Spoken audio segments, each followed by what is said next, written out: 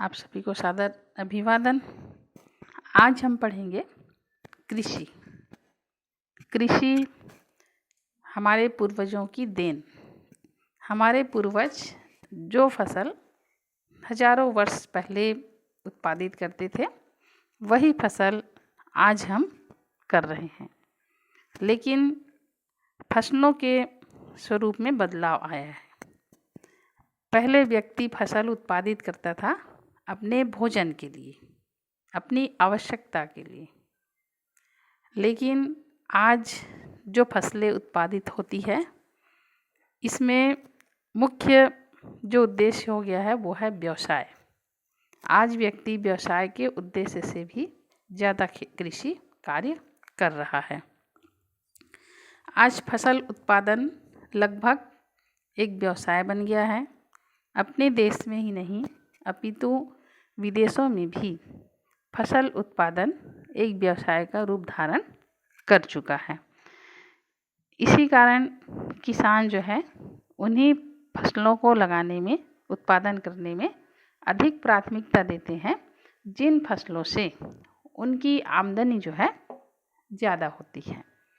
और किसानों के इसी निर्णय के कारण आज फसल का प्रतिरूप जो है दिनों दिन बदलते जा रहा है। ये प्रतिरूप स्थान और समय दोनों में ही हम देख सकते हैं। भारत में मानसून जो है हमेशा एक जैसे नहीं रहती है। भारत में जहाँ पर वर्षा ऋतु में वर्षा होती है, शीत ऋतु में ठंडी पड़ती है और गर्मी में गर्मी पड़ती है, तो यहाँ के किसान जो है भारत के ऋतु को देखकर ही फसल उत्पादित करते हैं या फसलों का चयन करते हैं। जहाँ तक छत्तीसगढ़ की बात है तो छत्तीसगढ़ में भी बरसात के दिनों में जिस फसल में पानी की आवश्यकता होती है उसको उत्पादन करते हैं।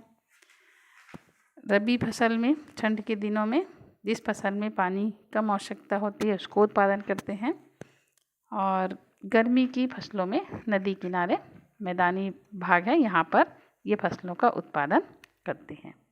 तो फसलों का उत्पादन ऋतु के आधार पर 3 प्रकार से हम बांटते हैं। पहला है खरीफ फसल, दूसरा है रबी फसल और तीसरा है जायद फसल। आइए हम इसको अलग अलग देखते हैं, वर्णन करते हैं। पहला हम देखते हैं खरीफ फसल। खरीफ फसल का आगमन मानसून के साथ ही होता है।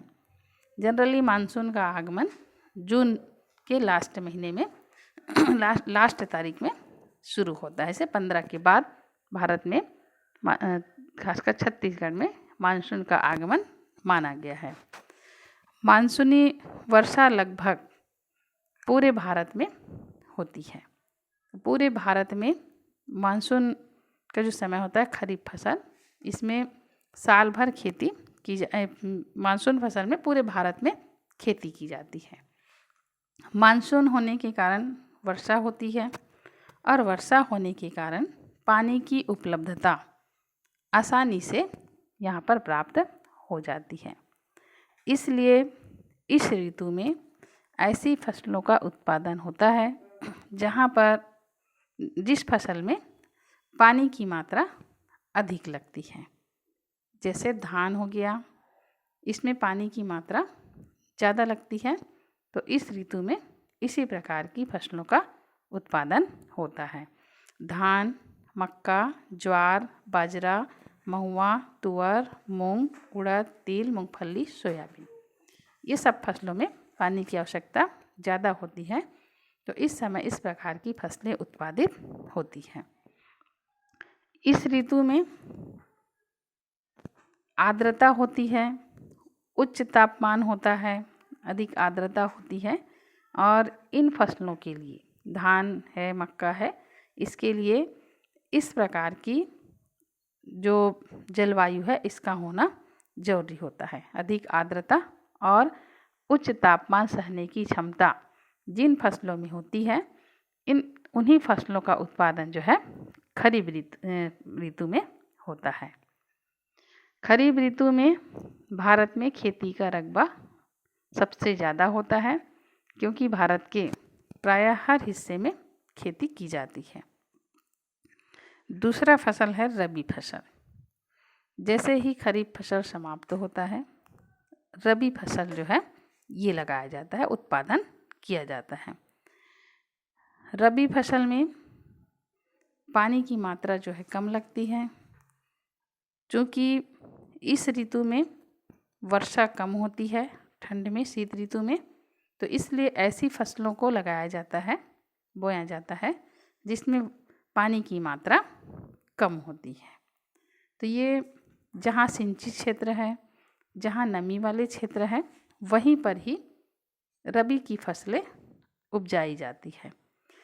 इस ऋतु में खरीफ की तुलना में रबी फसल जो है इसका रकबा घट जाता है, क्योंकि ऐसे क्षेत्र में ही खेती की जाती है जहाँ पर पानी की मात्रा ज़्यादा हो या सिंचाई के साधन उपलब्ध हो, यहीं पर ही खेती की जाती है। इसलिए जहाँ सिंचाई के साधन उपलब्ध नहीं होता है वहाँ पर खेती नहीं होता है। इसी कारण इसमें रकबा जो है खेती का घट जाता है। रबी की प्रमुख फसलें हैं गेहूँ, जौ, तोरिया, सरसों, अलसी, मसूर, चना इत्यादि। ये रबी की फसलें हैं। कई जगह ऐसा है जहाँ पर सिंचाई के साधन उपलब्ध होते हैं, तो इस ऋतु में धान की भी खेती की जाती है। जैसे पश्चिम बंगाल में रबी जो ऋतु होती है, इसमें धान की फसलें सिंचाई के साधन होने के कारण भी उत्पादन किया जाता है। तीसरा फसल है जायद फसल। शीत ऋतु के बाद इस ऋतु का आगमन होता है, गर्मी जो है शुरू हो जाता है, और इसलिए इस ऋतु की जो फसलें होते हैं इसको गर्मा कृषि भी कहा जाता है, क्योंकि ये फसल गर्मी में होता है। इस कारण से इस मौसम में वर्षा नहीं के बराबर होता है या होता ही नहीं है, तो इस समय केवल उसी भागों में खेती की जाती है जहाँ पर सिंचाई की पर्याप्त सुविधा उपलब्ध होती है। इस मौसम में जो बोया गया क्षेत्र है, रकबा है खेती का, और संकुचित हो जाता है। रबी की तुलना में भी संकुचित हो जाता है। खरीफ में ज़्यादा रहता है खेती का रकबा, रबी में उससे थोड़ा कम हो जाता है, और जायद फसल में बिल्कुल संकुचित हो जाता है खेती का रकबा। इस ऋतु में आमतौर पर नदी के किनारे, झील के किनारे, निम्न मैदान के सिंचाई सुविधा जहाँ पर होती है, मैदानी भाग, वहाँ पर ही ये खेती होती है। इस ऋतु में अधिकांश भूमि जो है पड़ती रह जाती है। आप अपने आसपास उदाहरण देख सकते हैं। वर्षा ऋतु में जो खरीफ की फसल है, चारों तरफ हमको हरियाली नज़र आती है, धान की फसल ज़्यादा बोई जाती है। रबी फसल में कुछ कुछ जगहों पर ही होती है, और जो जायद है, गर्मी है, यहाँ पर पूरे खेत खलिहान जो है सूने होते हैं। पड़ती भूमि इसी को कहते हैं, पड़ती रह जाती है, यहाँ पर फसल उपजाया नहीं जाता है। इस ऋतु में ऐसी फसलें उत्पादित की जाती हैं जहाँ पर उच्च तापमान सहने की क्षमता हो। इस मौसम की प्रमुख फसलें में है खीरा है, ककड़ी है, तरबूज है, और कुछ सब्जियां हैं जो इस ऋतु में उत्पादित की जाती है। इस ऋतु में कई जगहों पर, छत्तीसगढ़ में जहाँ पर सिंचाई के साधन उपलब्ध होते हैं, तो वहाँ बहुत कम जगहों में धान की खेती भी की जाती है।